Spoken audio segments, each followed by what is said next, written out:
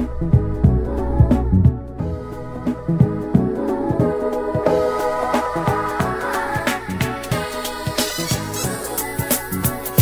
let's just state the obvious. I changed my hair color again and I got my roots touched up. So my friend Miju at the Miju Van Salon colored my hair. She took me to a more ashy blonde color, which is something that I wanted because I know I'm gonna be tan this summer. Gray and tan on me just didn't look that good. So I wanted something a little bit warmer so I can bring in warmth to my face and my makeup. Now that the obvious is set aside, welcome to my channel. My name is Karen and today I'm gonna be doing a favorites video. And if you happen to have an Instagram, feel free to follow me at IAMKARENO. I post on there like every single freaking day. Alright, let's begin. So lately I've been having some pimples.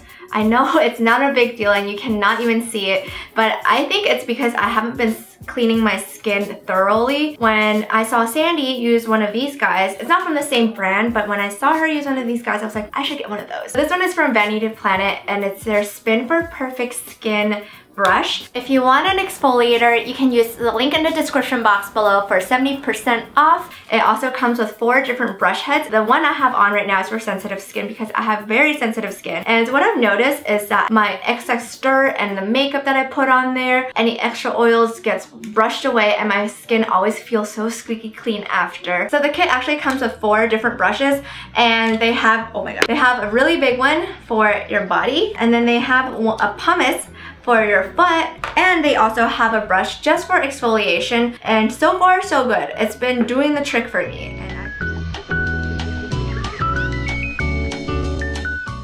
Next up, since we're talking about cleaning, I cannot believe I have not mentioned this Dry Clean Instant Dry Brush Cleaner Spray by Sephora. I bought and went through like 3 or 4 of these already, and I recommend it to every single one of my friends who's a lazy butt. So what you're gonna need is your dirty brush, this dry brush cleaner, and a paper towel. And you only need to give it like a quick squeeze. And as soon as you start wiping your brush on the paper towel, you can see all the pigment coming out immediately.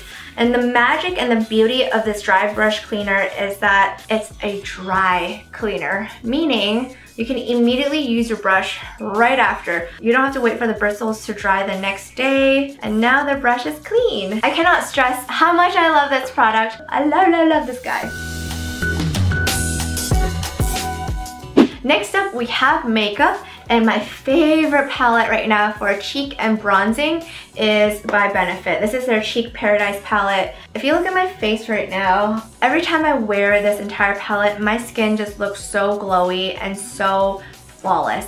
Perfectly sun-kissed. I think it's perfect for my skin tone, so I think if you have like kind of my olivey, more pale skin tone, this kit would be perfect for you. I actually go through all 3 of these colors with my blush brush and I dust it over the top of my cheeks. For the Hoola Light Bronzer, I like to go in first under my cheekbones, the sides of my forehead, and my jaw. I like to just warm it up, and then I go into my Hoola to just darken it, and also to contour my nose. This palette I just cannot live without. It's amazing, and it smells so good too.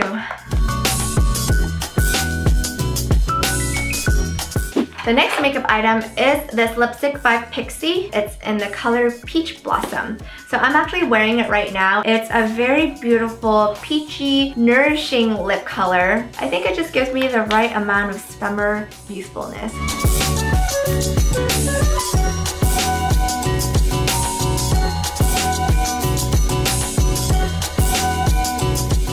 So my favorite genre of movies are psychological thrillers, and I find it quite hard to find like a good one that really messes with your mind after you finish watching it.